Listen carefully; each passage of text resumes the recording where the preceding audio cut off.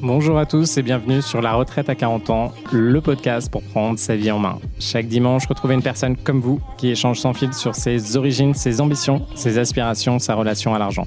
Je m'appelle Victor Laura, je suis l'expert français du frugalisme et du mouvement FIRE, Financial Independence and Retire Early, indépendance financière et retraite précoce. Retrouvez mon livre La Retraite à 40 ans, c'est possible aux éditions Larousse. Pour rejoindre le mouvement FIRE, c'est sur devenirfrugaliste.com. Il y a une communauté, des workshops et des outils.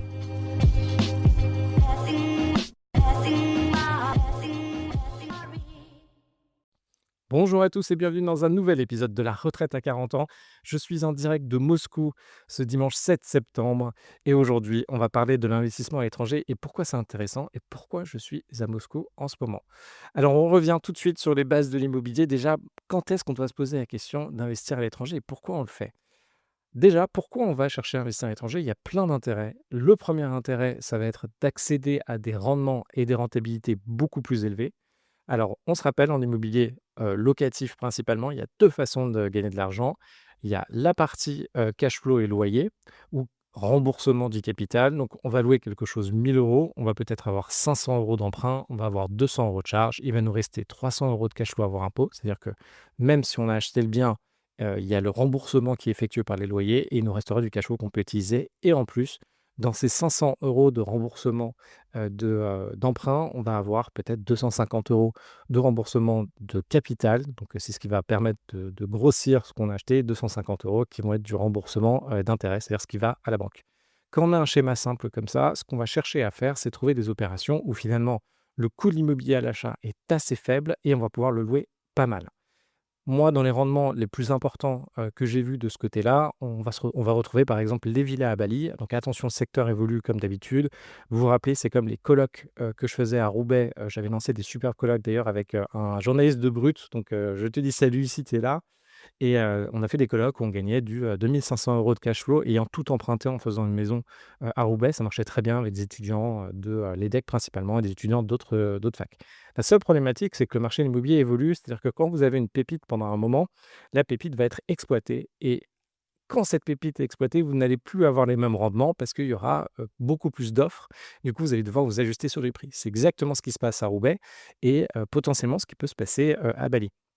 Dans l'idée, Bali, on peut assez vite monter, lorsqu'on fait, de l'investissement en Airbnb dans des villas, alors souvent des, 2 pièces ou 3 pièces.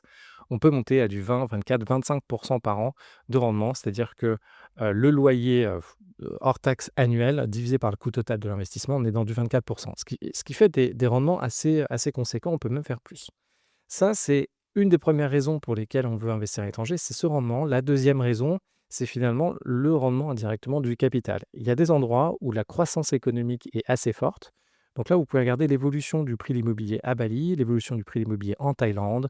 Et maintenant, je pense que c'est plus le Vietnam. Du coup, à force, d'avoir des endroits qui sont intéressants pour, les investisseurs ou aussi pour les touristes, les personnes vont se déplacer et aller dans cet endroit-là pour profiter, d'une vie de très bonne qualité, moins chère. Ce qui fait que les prix de l'immobilier, directement sont impactés et on a une montée. Dans le monde, de façon générale, il y a plein d'endroits comme ça qui émergent à des moments donnés et il s'agit de se positionner finalement ces endroits-là et de profiter de la croissance économique et de l'attirance qu'il y a pour ces nouveaux territoires. Là, on peut faire des grosses opérations. Donc, par exemple, ça a été le cas à Bali où on a pu, dans certains cas, faire des x3, x4, x5 sur du prix au mètre carré. Et on a connu d'ailleurs la même chose en France. Ça fonctionne à peu près de la même façon. Donc, on a ces deux façons finalement de faire de l'argent. On se rend compte que en France, on va toujours comparer les investissements sur, OK, déjà le rendement, où est le rendement le plus intéressant? Et après, on va finalement retravailler ce rendement pour savoir est-ce que c'est réellement plus intéressant par rapport au cash qu'on investit. Donc là, quand on regarde des pays comme, la Thaïlande, le Vietnam, Bali et même là maintenant, je regarde la Russie, je vous dirai pourquoi. On peut se dire: «Tiens, finalement, il y a des rendements qui sont très intéressants. On a un loyer très fort, un coût d'achat qui est assez faible» et de l'autre côté, on a une potentielle prise de valeur qui semble beaucoup plus conséquente. C'est-à-dire que l'avenir potentiel de ces zones-là semble beaucoup plus intéressant que, par exemple, de la France, de la Belgique, ou même, on va dire, du Portugal. Mais finalement, est-ce que c'est tout? Eh bien non, parce que dans l'immobilier, on se rappelle, on a besoin de regarder, la partie financement. Ce qui est d'ailleurs le plus important, d'ailleurs si un jour tu viens en coaching avec moi, on commence directement par le financement. Le financement, c'est OK, c'est bien beau, de faire du, 24 par an sur, des villas à Bali qui coûtent, 500 000 €, mais comment on apporte ces 500 000 €? Et là, la vraie question, ça va être à quel point on peut emprunter et à quel point lorsqu'on emprunte, on va pouvoir mettre peu d'argent. En France, il y a quelque chose qui est assez intéressant. D'ailleurs, vu les rendements qu'on a en France, généralement, moi, je me dis que faire une opération immobilière avec, 30 d'apport, avec plus de 30 d'apport, ça ne fonctionne pas. J'avais fait des calculs, ce serait bien que je vous les ressorte.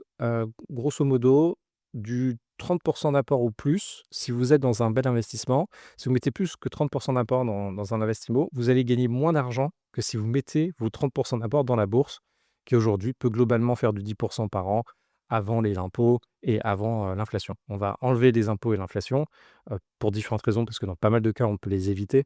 Pendant un certain nombre d'années, on les aura à la fin. Du coup, grosso modo, quand vous faites de l'immobilier en France, vu, les rendements qui sont possibles, donc là, en l'occurrence, moi, je pars sur un rendement brut, c'est-à-dire loyer hors charge fois 12 divisé par le coût total de l'investissement de l'ordre de 10. Donc là, il faut déjà que vous soyez dans 10.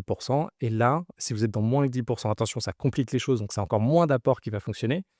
Il faut mettre moins de 30 d'apport pour que ce soit intéressant. Donc on va devoir utiliser cet effet de levier. L'effet de levier, ça vous permet d'accéder à, quand ça marche bien, à plus d'argent par rapport à une somme d'argent peu investie. Donc par exemple, vous avez 10 000 € sur votre compte, ou plutôt 20 000 € sur votre compte aujourd'hui.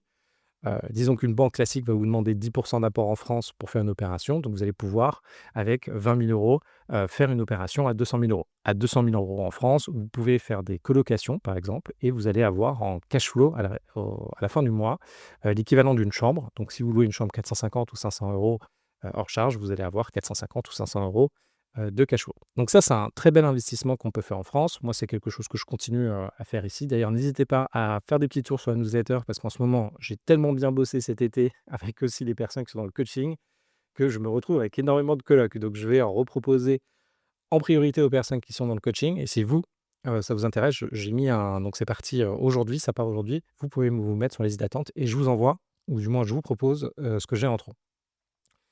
Donc là, on se rend compte que, OK, on a du rendement plus intéressant, à l'étranger. Par contre, la partie financière et financement, en France, on a l'un des meilleurs systèmes pour faire du financement. On peut faire du 110.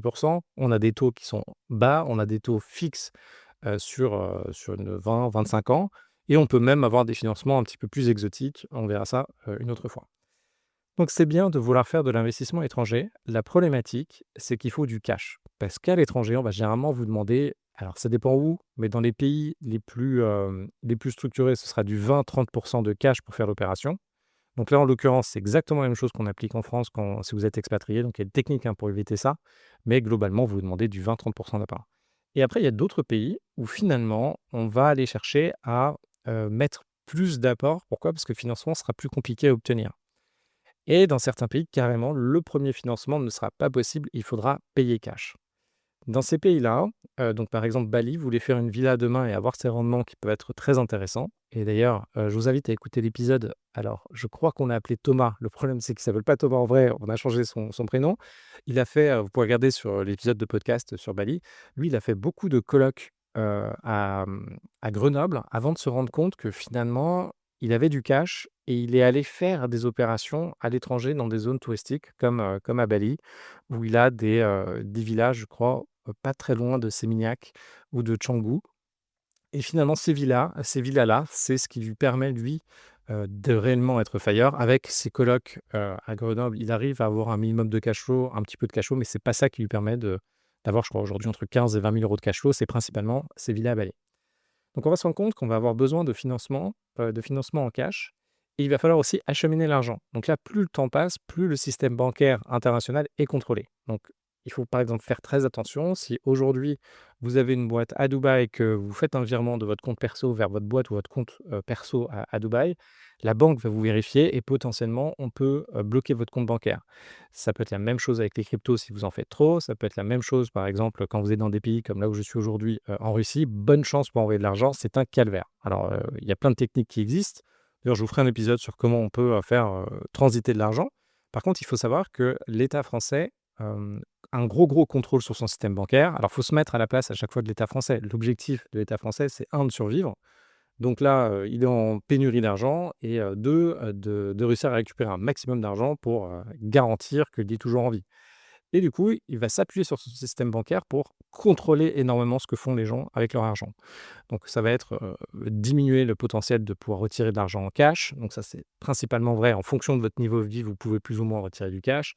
Ça va être de vérifier où partent vos virements, ça va être de vérifier d'où vient l'argent, ça va être de demander des vérifications supplémentaires. Par exemple, à titre, d'information, moi, assez souvent avec ma carte bancaire perso, je peux faire des dépenses de 10 000 € par mois quand je suis en, création de colocation. Pourquoi? Parce que j'utilise souvent ma carte, perso à moi, qui est plus facile à utiliser que mes cartes business et je vais acheter, des éléments chez Leroy Merlin, des éléments, chez IKEA et cetera. Et il s'avère qu'une fois, j'ai acheté une voiture, mais une voiture de l'ordre de 14 000 € et j'ai fait un virement, de 14 000 € chez un concessionnaire de voitures et donc je suis chez, Boursorama d'ailleurs qui est une banque que moi j'apprécie beaucoup et ce qui s'est passé, c'est que la Boursorama m'a bloqué littéralement mon compte, m'a dit: «Non, mais il faut justifier cette opération qui sort de ce qui est fait d'habitude», sachant que les montants n'étaient pas délirants par rapport à ce que j'utilisais, dans mon quotidien et au lieu de me dire que c'était une opération frauduleuse dans le sens où ils voulaient la bloquer et me protéger, non, là, c'était carrément, il fallait que je justifie, donc j'ai envoyé un justificatif d'achat et cetera parce que j'avais fait un virement de 14 000 €. Moi, je sais pas comment percevoir ça. D'un côté, on peut se dire: «Bon, bah, c'est pas dramatique». D'un autre côté, moi, ça m'embête un peu justement, d'avoir, tout ce contrôle sur, de l'argent, durement gagné, et je pense qu'on a tous des enjeux pour gagner de l'argent et je me suis retrouvé quand même avec ma carte bancaire bloquée. Vous imaginez bien qu'à ce moment-là, qu'est-ce que j'étais en train de faire? Une nouvelle opération, que j'avais une carte bancaire de moins, je suis passé sur d'autres cartes bancaires. Donc déjà, petit tips, ayez plusieurs cartes bancaires si possible. Ayez au moins 3 cartes bancaires. Bon, c'est ce que je vous encourage fortement à avoir. Donc il y a cette notion, de rendement, de loyer que vous allez pouvoir récupérer par rapport à un coût d'acquisition et vous avez cette question, de financement, enfin de prise de valeur par rapport, à la localité où vous allez acheter et il y a la dernière question qui est une question finalement de financement. Le financement, on va voir, mais c'est un gros sujet quand on est à l'étranger. Autre élément supplémentaire, ça va être la difficulté de faire une opération. Alors, si vous savez faire de l'immobilier en France, vous savez faire de l'immobilier quasiment partout dans les grandes lignes. Donc dans les grandes lignes, c'est-à-dire que vous savez faire 50 du travail.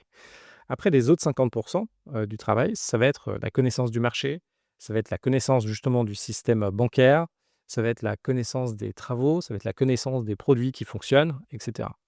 Là, il va falloir vous créer une totale nouvelle expertise. Donc, effectivement, quand on regarde les choses d'un point de vue macro, on peut se dire que c'est simple. Et oui, globalement, c'est simple d'un point de vue intellectuel. Mais attention, parce qu'après, il y a l'intellectuel et il y a le concret. Là, il va falloir qu'on réussisse à sortir des opérations qui fonctionnent et qui marchent bien, qui font du rendement et où on arrive à faire quelque chose d'intéressant. De faire des opérations déjà à l'étranger, ça vous demande indirectement d'y aller. C'est-à-dire que de vous déplacer sur place. Alors soit vous pouvez prendre des intermédiaires, mais plus vous prenez l'intermédiaire, plus votre marge va être réduite. Sinon, il va falloir aller sur place, comprendre l'économie locale. Attention, l'immobilier, c'est souvent un business, local. On retrouve ça dans tous les pays. Par exemple, vous prenez Paris, c'est pas du tout la même chose si vous investissez dans le 14e, 15e ou si vous investissez dans le 18e. C'est pas les mêmes quartiers, c'est pas la même dynamique et cetera. Et après, il va falloir être bien entouré. C'est-à-dire que vous allez devoir négocier, vous allez devoir en fonction des pays, il n'y a pas les mêmes analyses qui sont effectuées. Donc en France, globalement, les analyses effectuées par votre notaire et les analyses effectuées, par exemple, pour la performance énergétique sont intéressants, je vais dire de bonne qualité, mais vous connaissez mon point de vue sur le DPE, il y a énormément de fraude et d'ailleurs moi quand je vois des DPE, alors aujourd'hui un peu moins, mais pour vous donner un petit exemple, souvent donc, un des prérequis donc disons que là j'accompagne les personnes pour faire des opérations. Assez vite, dans les premiers critères qu'on a besoin, c'est de regarder le DPE et de le vérifier. Et moi, j'ai toujours besoin de vérifier un DPE en adéquation avec des photos du bâtiment et des vidéos du bâtiment. Aujourd'hui, il y a plusieurs critères, mais que ce soit de l'épaisseur de mur, que ce soit, de la vision des aérations, que ce soit même, la vision globale du logement. En fait, avec l'expertise et le temps, vous allez pouvoir indirectement dire si un DPE est valide ou pas par rapport à la tête du bâtiment et par rapport au DPE que vous avez et ce qu'on vous explique et ce que l'expert vous explique autour du DPE. Et il y a un moment, j'ai franchement une 30 des DPE que je regardais qui pour moi n'avaient aucun sens. C'est-à-dire étaient souvent, enfin survalorisés pardon, donc on mettait des DPE, D, des DPE D à des choses où en les regardant, je me suis dit: «C'est pas possible, à force d'avoir du DPE, c'est pas possible». Même une fois, on m'a mis un DPE B dans un truc où il y avait pas d'isolation. Entre nous, OK, c'est bien, il y a quelqu'un qui peut, nous aider à avoir un dépôt intéressant pour faire de la mise en location.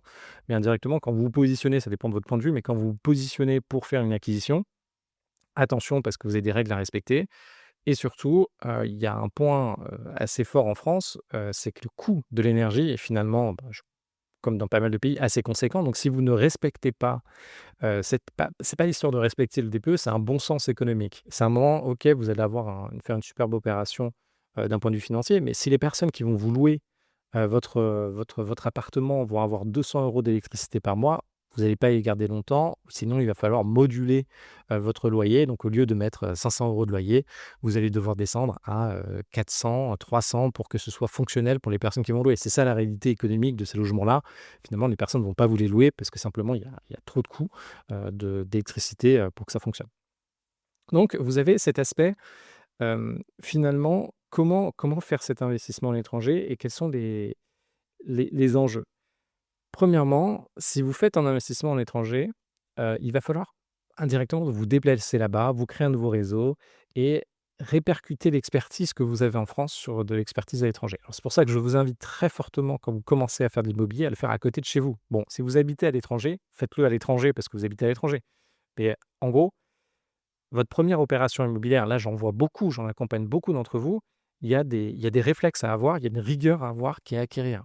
Que ce soit sur, les calculs de rentabilité, que ce soit sur l'analyse d'un bien en tant que tel, que ce soit d'un point de vue gestion des travaux, gestion des normes et même gestion des propres basiques finalement de l'immobilier.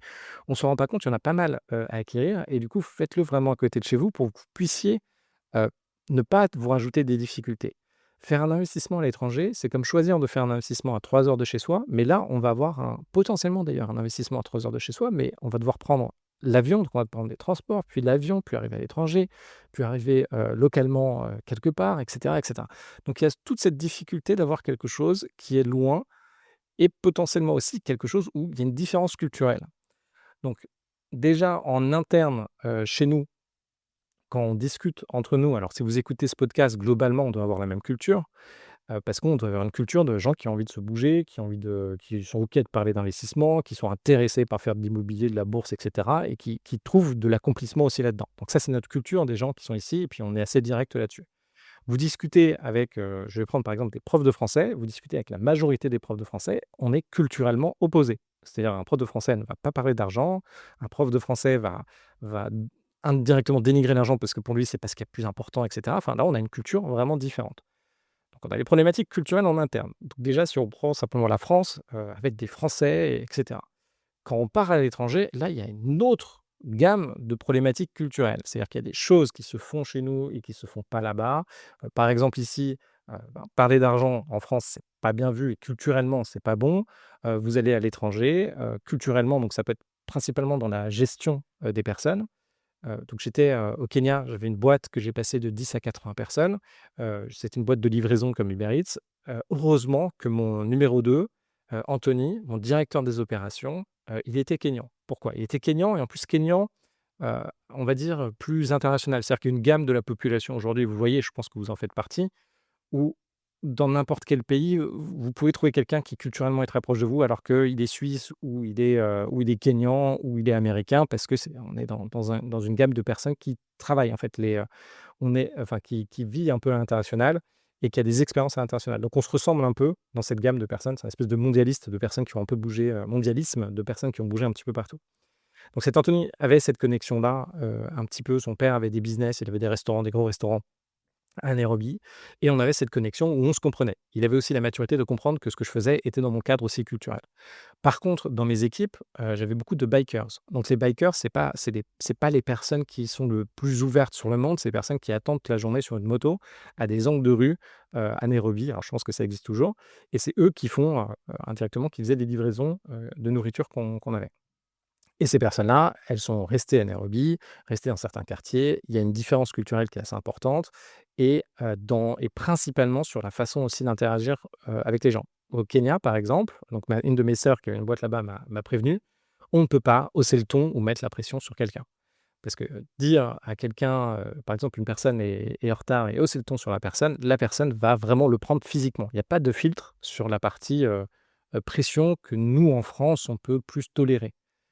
Du coup, là-bas, si vous mettez, un coup de pression à quelqu'un, la personne va vraiment le prendre physiquement et à la limite va soit démissionner, soit, mettre des bâtons dans les roues.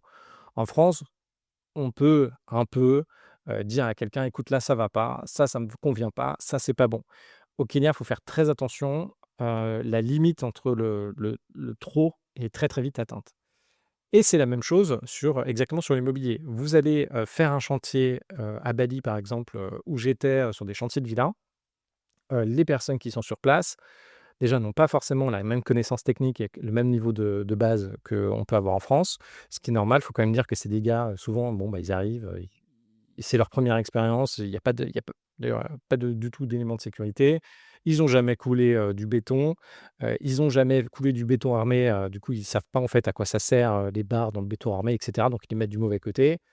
Il y a plein de choses qu'ils ne maîtrisent pas, alors que nous, ça nous semble les bases chez nous. Pourquoi? Parce qu'ils n'ont pas, cette culture, des travaux et ils n'ont pas cette connaissance-là. Du coup, attention à tout ce qui est travaux et tout ce qui est culturel, c'est sûrement ça qui enfin, ça peut grandement pêcher à l'étranger. Du coup, finalement, OK, d'un côté, on a quelque chose où, le rendement peut être beaucoup plus intéressant. On peut faire des mégas opérations. C'est-à-dire que là, ça vous permet aujourd'hui de rentrer, dans des appartements qui coûtent du 100, 200 000 €, mais qui vont valoir du 500 000 € à 800 000 € dans quelque temps. Mais c'est hyper beau. Après, il y a cette notion du financement. On se rend très vite compte qu'on a besoin d'accéder à pas mal de liquidités pour pouvoir faire ces deals et aussi il y a cette notion, indirectement de risque. Quand vous allez dans ces pays-là, en théorie, c'est beaucoup plus risqué lorsque vous avez des variations, d'un point de vue économique mondial. Donc c'est assez facile de le comprendre parce que tous les endroits où le financement est fait purement en cash, il y a normalement pas c'est pas exponentiel, la croissance de ces prix-là parce qu'il y a moins d'accès, finalement à l'emprunt. Par contre, ce qu'on remarque, c'est que les acteurs étrangers comme nous, on va se débrouiller pour finalement avoir du financement avec, du leverage, donc avec de la dette dans son propre pays et puis après redistribuer cet argent, dans des pays où il y a de la forte attractivité.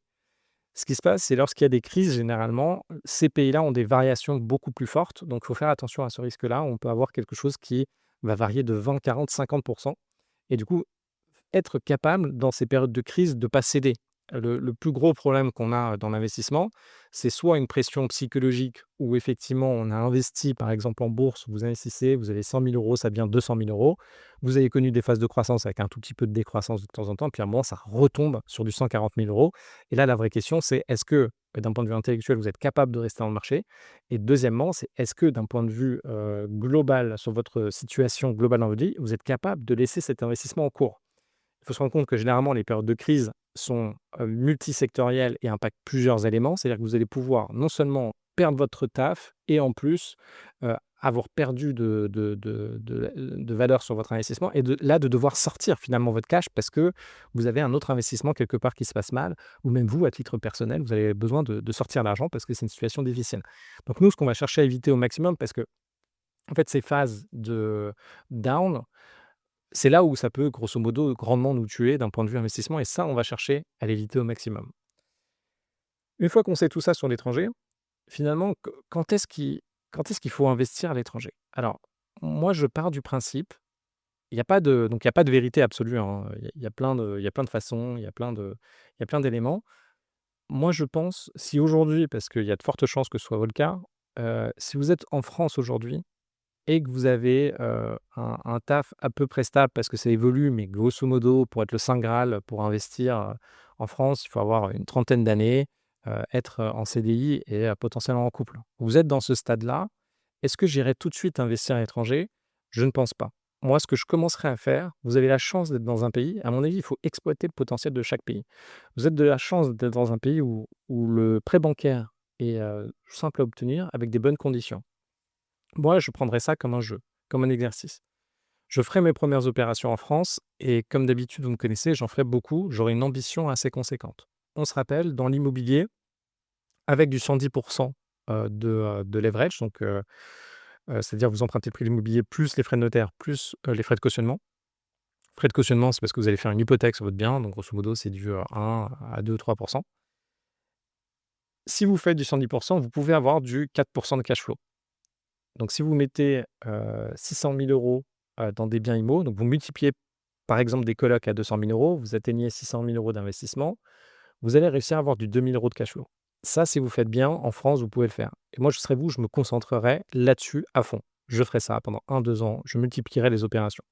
Surtout qu'en France, ce qui est fantastique aussi, c'est généralement quand on commence dans la vie, on n'a pas un capital illimité. Alors pour moi, un capital illimité, ça dépend toujours de quel est votre objectif financier à la fin. Mais la majorité d'entre nous, on va réussir, si on se débrouille bien, à épargner, 10 000 € par an, voire un peu plus, ce qui fait que 20 000 €, c'est 2 ans d'épargne, 40 000 €, c'est 4 ans d'épargne. À partir de ces 10, 20, 40 000 €, là, on peut bien jouer sur l'immobilier en France et surtout qu'il y a un truc qui est assez intéressant, il y a beaucoup de techniques en France pour finalement ne jamais donc disons qu'on arrive à avoir du 110, c'est fantastique, mais ça va potentiellement pas être chaque opération. Du coup, après, on va devoir mettre du 10 d'apport. Grosso modo 10 d'apport. Bon, je ne parle pas de tous les sous-cas. Effectivement, quand vous avez beaucoup de travaux, il faut mettre plus de 10 et cetera. Il y a plein de choses. Mais du coup, c'est 10. Si vous faites des opérations, à 200 000 €, il va falloir mettre 20 000 €. Là, tout de suite, vous allez burner toute votre épargne si vous avez 20 000 € d'épargne. Il y a des techniques en France qui nous permettent de récupérer ces 20 000 € d'épargne d'apport, pour pouvoir les relancer dans un prochain projet. Et on va faire un système où on va tourner, en fait. On va faire une opération à 200 000, on va burner 20 000 € d'apport, on va récupérer nos 20 000 € d'apport. Ça peut prendre quelques mois ou ça peut prendre un an. Une fois qu'on a récupéré ces 20 000 € d'apport, on refait une opération et on enchaîne, on enchaîne. Et ça, je pense que en fonction de vos objectifs, sauf si vous voulez vraiment aller habiter à l'étranger, dès demain et cetera et que vous êtes sûr de votre coût, je pense que dans l'immobilier, utiliser ce levier bancaire, en France est la première chose à réaliser. Ça va vous permettre de, culturellement, dans un endroit où vous parlez réellement la langue, c'est votre langue native. Je ne vous parle pas de, aujourd'hui, vous êtes beaucoup à très, très bien parler anglais, mais ça reste quand même pas votre langue native et cetera. Puis même culturellement, on se rappelle, hein, il y a besoin d'avoir ce lien culturel. Ça vous permet de faire ces premières opérations, ça vous permet de devenir bon, sur, les travaux, la gestion des travaux, la gestion des agences. Ça vous permet d'avoir de l'expérience dont vous avez besoin. Faites-le et faites-le jusqu'à avoir un socle minimum en France qui est du 1 000, 2 000, 3 000, 5 000 € de cash flow. Allez-y à fond, cartonnez la France pendant quelque temps et une fois que vous avez quelque chose de significatif, encore une fois, moi je pense que vu le monde, vu l'inflation, quelque chose de significatif, ça va être du 500 000, du 1 000 000, du 3 millions d'euros d'investissement. Là, on va se dire: «OK, est-ce que c'est pas intéressant aujourd'hui que j'aille prendre potentiellement plus de risques et que j'aille faire ces investissements à l'étranger?» Quand on est dans ce cap-là, on a quand même cette réassurance, c'est quelque chose qu'on oublie assez vite. On a en fait, votre dimension à prendre du risque, va aussi changer, mais on a cette réassurance d'avoir tous ces assets en France, donc tous ces actifs qui tournent. Après, pour l'étranger, attention, on a quand même l'immobilier ou n'importe quel projet que vous allez faire dans votre vie, en fait, ce qui est intéressant, c'est de regarder les facteurs d'échec. C'est à quelle est votre chance finalement de réussir l'opération. Faire une opération à côté de chez vous à 2, 3 heures de Paris, potentiellement pour un certain nombre d'entre vous, ce sera déjà quelque chose, enfin pour tout le monde d'ailleurs, c'est en fait l'immobilier c'est quand même à la fois très, très simple, mais à la fois très compliqué et il y a beaucoup de facteurs qui vont pouvoir vous entacher dans votre projet. C'est-à-dire que, vous êtes fixé un délai de 4 mois pour faire une opération. Finalement, dans ce délai de 4 mois, vous allez faire 2 offres et c'est pas assez parce que vous avez pas de chance et les 2 offres vous passent sous le nez ou même, le deal capote parce qu'il y avait quelque chose qui n'avait pas été vu. Le notaire vous remonte que finalement, un des logements était classé G alors que c'était pas classé G. Du coup, vous, votre rentabilité ne marche pas, il faut refaire des travaux donc et cetera. Il va y avoir le cas sur, un immeuble, à côté de Paris et du coup, il va falloir rentrer dans un jeu de comment faire pour, maximiser ses chances. Quand vous êtes à l'étranger et ben, ça peut encore plus rajouter des problématiques. Le transport, l'envoi d'argent, le financement et en fait, vous allez vous rajouter des problématiques qui vont potentiellement pas vous permettre d'aller jusqu'au bout et on se rappelle, nous, ce qui nous intéresse en fin de compte, c'est d'avoir acheté cet appartement de plus qui nous fait gagner 500 € de cash flow. C'est d'avoir acheté cet immeuble de plus qui nous fait 1 000 € de cash flow. Et finalement, il n'en faut pas beaucoup, hein. Les chiffres que je vous donne, vous vous rendez compte que si vous faites une coloc, que vous avez 500 € de cash flow, vous en faites 10, vous avez 5 000. Vous faites un immeuble de rapport qui vous fait 1 500 € de cash flow, vous en faites 10, vous avez 15 000 € de cash flow. Et on est à cette échelle de grandeur-là. Donc une fois que vous maîtrisez, si vous êtes focus sur quelque chose qui fonctionne bien, vous pouvez aller très loin déjà en France avant de vous poser les questions de l'étranger. Des questions peuvent se poser aussi sur l'étranger quand on voit, la situation un peu économique globale en France aujourd'hui en se disant: «Bon, ça risque de bouger». Je reste convaincu que même si ça bouge, l'intérêt de faire ces opérations à effet de levier bancaire en France est très intéressante. En ce qui est de l'étranger, pourquoi aujourd'hui, là, je m'intéresse à d'autres pays? Moi aujourd'hui, 99 de mon patrimoine est français. donc des entreprises en France, de l'immobilier en France et on est sur, voilà, du 98-99 de mon patrimoine, est français. Dans ce cas-là, effectivement, ce qu'on peut se poser comme question, c'est si demain on est dans une situation de crise ou si demain, la politique, de l'État évolue. Alors attention parce que ce qu'on considère, légal, comme dans les pays ou ce qu'on considère comme pratique, autorisée, évolue énormément et il y a des moments pourquoi je vous dis ça? Parce qu'il y a par exemple, moi ce qui me marque, c'est que du jour au lendemain, l'État par exemple peut décider que votre logement n'est plus viable à la location, il va vous interdire de louer et en plus de ça, il va vous mettre une taxe sur les logements vacants. Donc il va pousser une dynamique. L'État, c'est pas votre pote. L'État, il va faire ça. Par exemple, moi, alors j'ai des trucs ridicules, mais alors du coup, avec le nombre de lots que j'ai un immeuble où, j'aurais plusieurs appartements à refaire d'un point de vue, DPE et réglementation énergétique, sachant que ça a évolué quand même 3 ou 4 fois depuis avant, donc j'en ai plus que 2 à refaire et j'aimerais bien refaire les 2 en même temps et finalement, j'attends qu'un autre locataire parte, ce qui fait que j'ai un appartement qui est vide. Alors c'est des sujets, on est sur un appartement à, je crois, 450 € de loyer.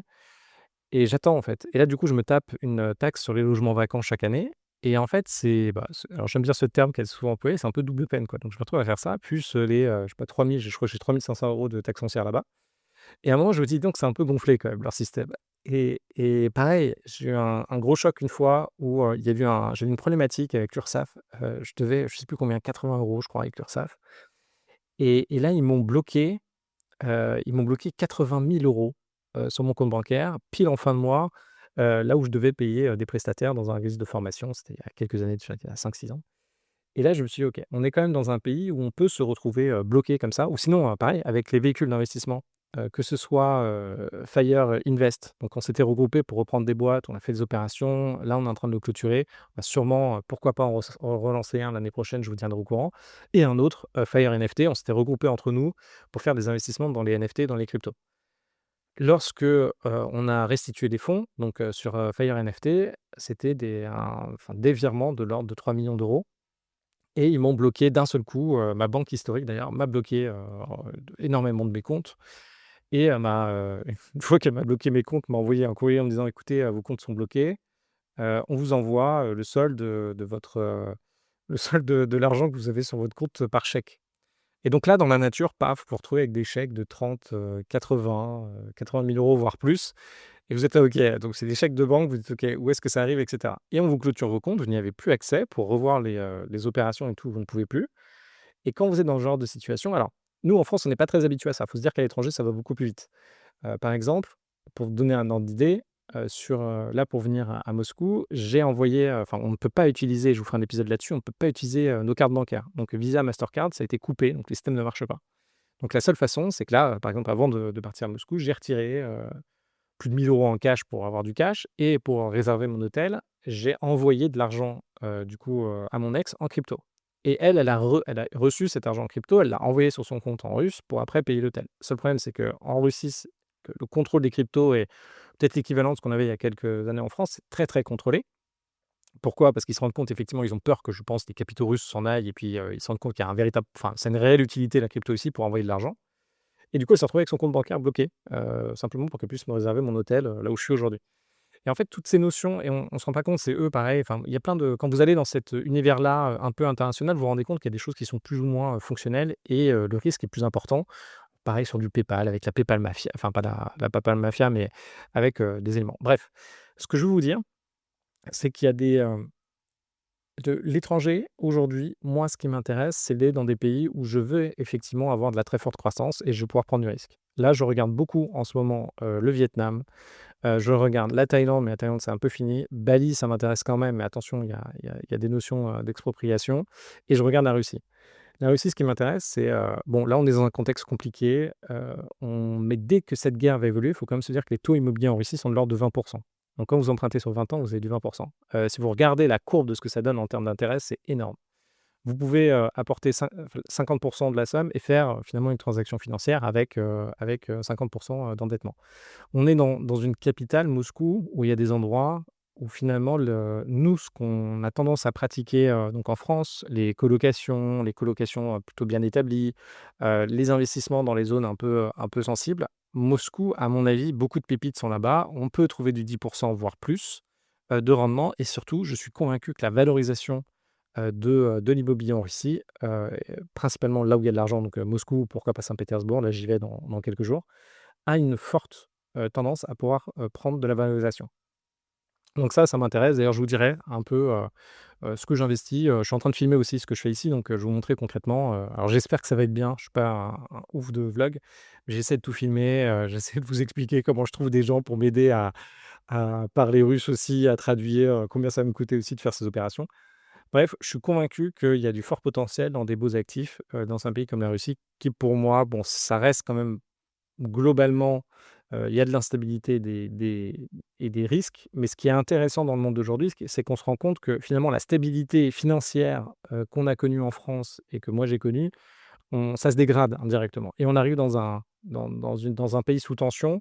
On se rend compte que la sécurité qu'on avait à un moment est de plus en plus relative. Ce qui fait que l'évolution des autres pays devient beaucoup plus attractive pour nous aussi. En fait, tout ça, c'est une notion de comparaison. Donc aujourd'hui, la stabilité française est un petit peu plus, dure. Donc c'est peut-être le moment de remettre ça dans l'équation de nos investissements. Donc voilà ce que je voulais vous dire sur l'investissement étranger.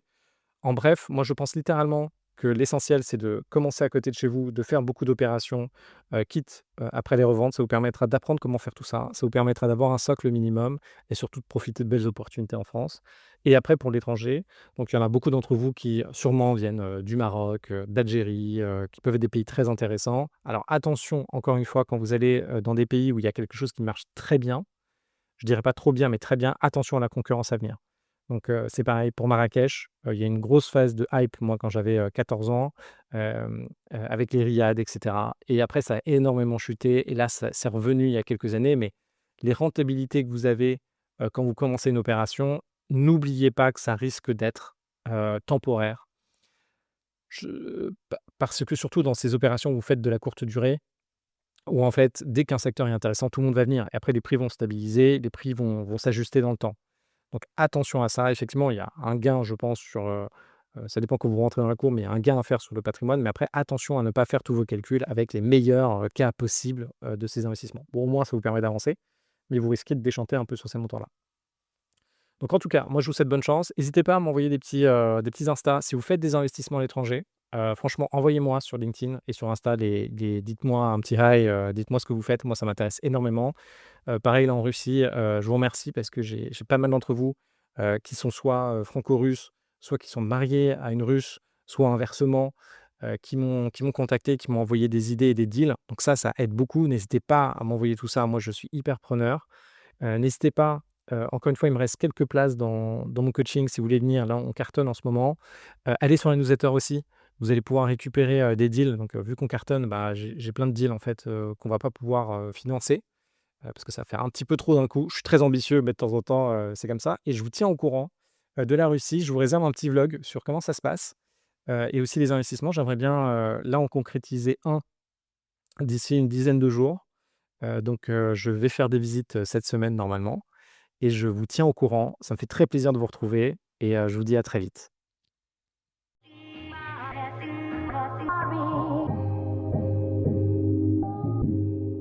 Vous venez d'écouter un épisode de La Retraite à 40 ans.